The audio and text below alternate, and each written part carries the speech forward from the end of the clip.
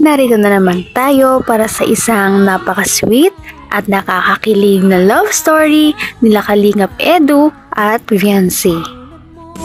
Ay aking makilala. Sa pagpapatuloy ng kanilang love story ay pumunta na naman sila Kalingap Rab at ang Kalingap team sa bahay nila Viancy. Kahit alam nila na napakadelikado ng kanilang lugar ay talagang pumunta pa rin sila at bonus ay kasama ngayon si Dr. Gab. Kahit na napakasama ng panahon ay sinikap pa rin nila na puntahan si Viancy at ang kanyang pamilya upang mabigay ang mga tulong galing sa mga sponsors.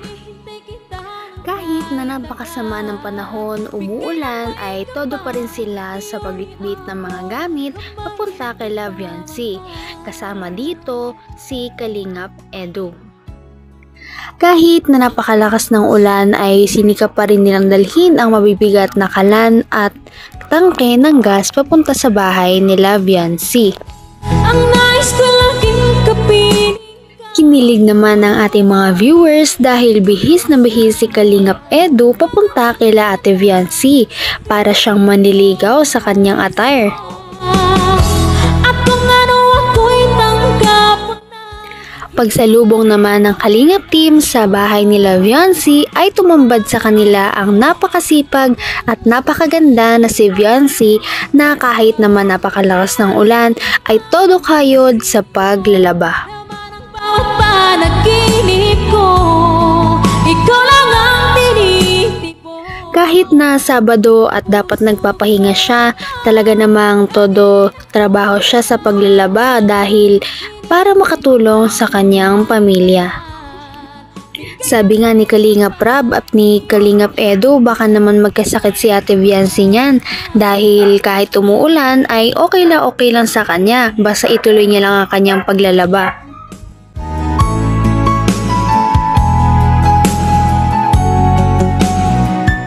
Hindi na nga pinatagal ni Viancy ang Kalingap team sa labas at agad-agad niya itong pinapasok dahil nga sa bumubuhos na ulan. Nakikita natin ang simpleng bahay ng pamilya nila Viancy at dito pinaupunan niya ang mga Kalingap team para makapagpahinga naman. Matapos nito, agad-agad silang inalok ni Viancy ng mainit na kape dahil siya daw ay nag-aalala sa Kalingap team dahil napakalamig daw sa labas. Kaya naman na-touch ang Kalingap team sa kabaitan na ipinapakita ni Viancy. Tibok ng puso ko ito, lagi rin akong nagdarasal. Hinihintay kita. Humanga na naman ang viewers sa taglay na kabaitan ni Viancy na siyang pinagmamalaki talaga ng kanyang pamilya. Kaya naman hindi na nakakapagtaka kung marami talaga ang mga gustong mag-sponsor sa kanya o mga sumusuporta.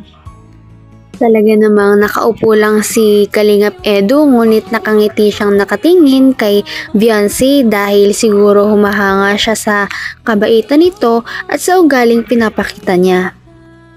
Talaga namang napakaswerte talaga ng pamilya ni Viancy sa kanya dahil bukod sa mabait na siya, maganda pa. Habang hinahanda ni Viancy ang kape para sa kanyang mga bisita, ay agad-agad na sinetap ng Kalingap team ang mga dala nilang kalan at gas. Dahil dito, lubos-lubos ang pagpapasalamat ni Viancy at ng kanyang mga magulang. Dahil dito, hindi na rin sila magpapakahirap na magsindi ng uling o mausukan man lang para lang makapagluto. Kinilig naman ng Kalingap team noong abutan ni Viancy ng tasa ng kape si Kuya Edu. Alam naman nila na hindi ito umiinom ng kape, ngunit dahil si Viancy ang nagtimpla, ininom pa rin niya, tinikman niya man lang kahit konti. Pagkatapos nito ay umupo na rin si Viancy nang medyo malayo lamang kay Kalingap Edu dahil halata pa rin na hindi siya mapakali at nahihiya pa rin siya dito.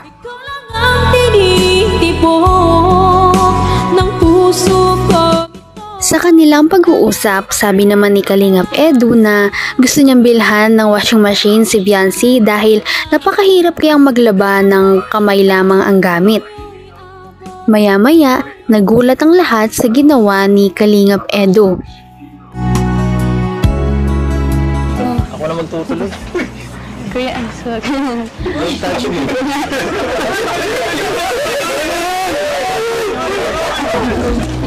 Tama ba ang ginagawa ko?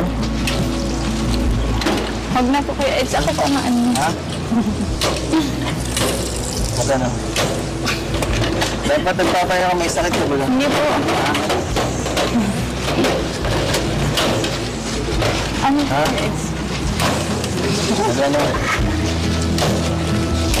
Kinilig ang lahat, pati ang Kalingap team sa mga nangyari dahil si Kalingap Edu ay biglang tumayo at nilabhan ang mga labahin ni Ate Viancy. Isa na ba itong pahiwatig na parang manliligaw na si Kalingap Edu?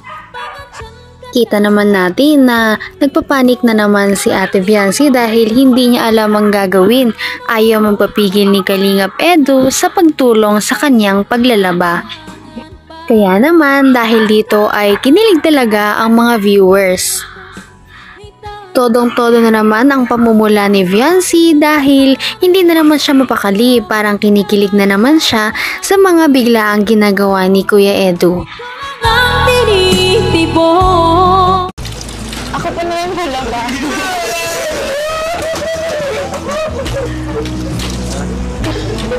Lahat yata ng manonood at ang Kalingap team na nandoon ay talagang kinilig dahil ito ang unang pagkakataon na hinawakan ni Ate Viancy si Kalingap Edu. Kahit anong pigil kasi kay Kalingap Edu ay ayaw niya talaga dahil gusto niya talagang tumulong.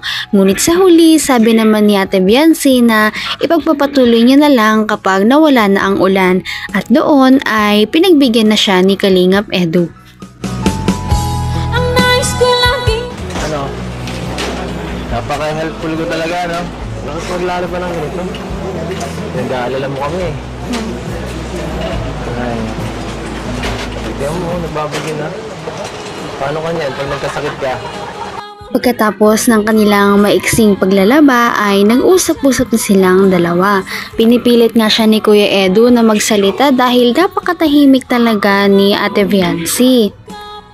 Maya-maya ay napansin ni Kalingap Edu ang kamay ni Ate Viancy. Wala kayong washing machine dito? Wala po. Wala. Ay, kaya nga naman pala. Manual.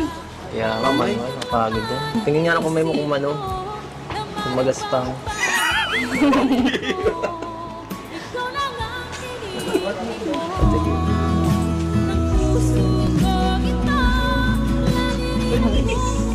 grabe nga. Mas mano pa sa'yo. Mas mano pa ang kamay ko sa'yo. Grabe. Sobrang salaba. Kaya nga sobrang sipag mo. Kinilig naman ng mga viewers dahil talagang concern na concern si Kalingap Edu kay Ate Viancy. Noong maggutom na silang lahat ay hinanda na ni Viancy ang kanyang niluto. Hinangaan na naman si Viancy ng Kalingap team dahil sa kanyang pagkamaalalahanin at magaling magluto. mahal.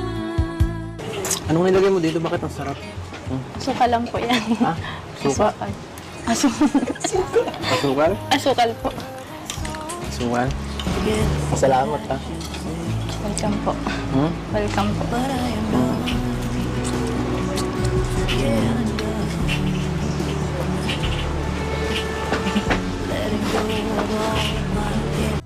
Plus points na naman si Ate Viancy dahil sa kanyang cooking skills.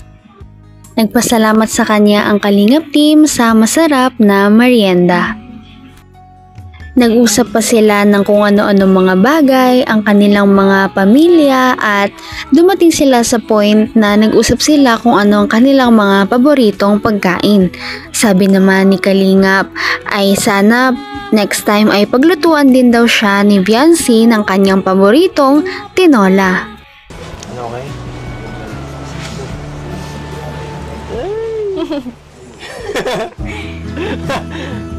Sige, salamat. na po muna. Ha? Salamat po kay Eds. Hayaan niyo po sa sunod po. Pipilitin ko po maging madaldal. Bago umalis ay nagbigay muna sila ng mga pera na galing sa mga sponsors. Pagkatapos nito ay umalis na rin ang Kalingap team. Sana ay patuloy pa natin silang subaybayan at suportahan. Si Ate Viancy at Kalingap Edu, ganoon na din ang Kalingap team. Yun lamang at maraming salamat sa panonood. Hanggang sa muli. Bye! Mahal